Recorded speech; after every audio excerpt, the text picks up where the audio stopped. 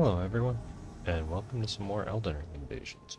And this time I'm going to be focusing on using some axes because I just really like them in this game. They have a little bit more heavy poise damage, but a little bit less speed than great swords and regular swords for great axes and axes respectively. But first, before we get into really nice showcase of axes, I want to show off why glintstone scrap is the best thing for ladders. It has a little bit of a higher angle than knives, so you're able to knock people off ladders much more easily, especially with the auto-targeting, and the damage is still okay at lower level. GG guys, thank you for the clip. Um, and this next fight is going to be against the most honest solo TT host that you might see. Um, they've got a Sacred Blade, Lordsworn Greatsword. They are by themselves. They clearly are not on their first playthrough. This is a fight with two veterans, and it is a good one. And while I'll let the fight do the talking itself, I do want to say thank you, everyone. Um, I know I don't talk to the audience a ton and focus a lot on gameplay, but I just really wanted to genuinely say thank you. This doing YouTube videos has been a lot of fun and has been a much needed creative outlet for me. 2024 was a tough year. Um, without going into too much detail of IRL stuff, I unexpectedly lost two cousins. Um, it's really tough losing anybody, um, but it absolutely hits different when it's someone you grew up with. The younger of the two that passed, he's only a few months younger than me, and I guess when you're in your low 30s, you don't expect to see someone leave your life when you grew up seeing them at the holiday tables for Thanksgiving, Christmas, Memorial Day when you're visiting a grandma's. So I appreciate having the creative outlet and being able to share the fun of video games with everyone watching. Um, it, it's a very nice break from having to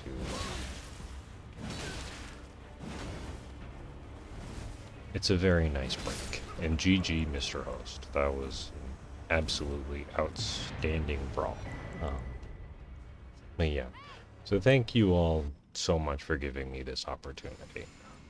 Don't worry, we're not going to be too focused on the negative because I want this to be a very fun, positive channel for sharing gaming silliness, like me thinking that I was one-handing this axe and completely missing rejection and getting ambushed by the host and phantom that I was trying to ambush. So here I am very much wary of Malekith's Blackblade. It is, if I get hit with that Ash of War, I am probably dead, especially with the max health drop. So here I'm using Endure on a Frost Hand Axe, so that way if I do accidentally get caught, I can still run through it and hopefully not die. As you can see, Poison is one of my favorite things because I procced it a while ago, and here it comes up in spades. Because Poison, it doesn't have to kill them immediately. It's not something that you immediately think of, but it's there and it does damage and it sticks, and that's what makes it amazing. And I love Poison Mist on great axes, and the Frost Hand Axe is amazing. Light axes are absolutely ridiculous, and if you've seen some more traditional PvP videos, you'll know that from their combo potential, but that it does them really good service, but it also does them the disservice of they have just really good natural light attack chains on their own. And because of Poison Mist, I'm pretty much able to one-hit poison anybody. However, with these guys, with the full Skeleton Armor, Blasphemous Blade, and then Radahn's Armor, Bloodhound Fang, like, I don't think it's, like, super egregious, but these guys are like running, like they've played a good amount of the game before joining them with this particular host. So I am absolutely going to use this ledge to my advantage. And though it's not an axe, I think you'll still appreciate the forked lizard sword because it can apply status buildup off of the tongue projectile. And there goes the Bloodhound's Fang guy.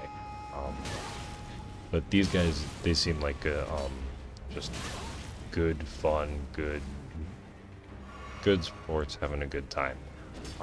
And then out of nowhere, the host comes in and backstabs me to try and to help his friends out, which is very admirable, but also incredibly risky.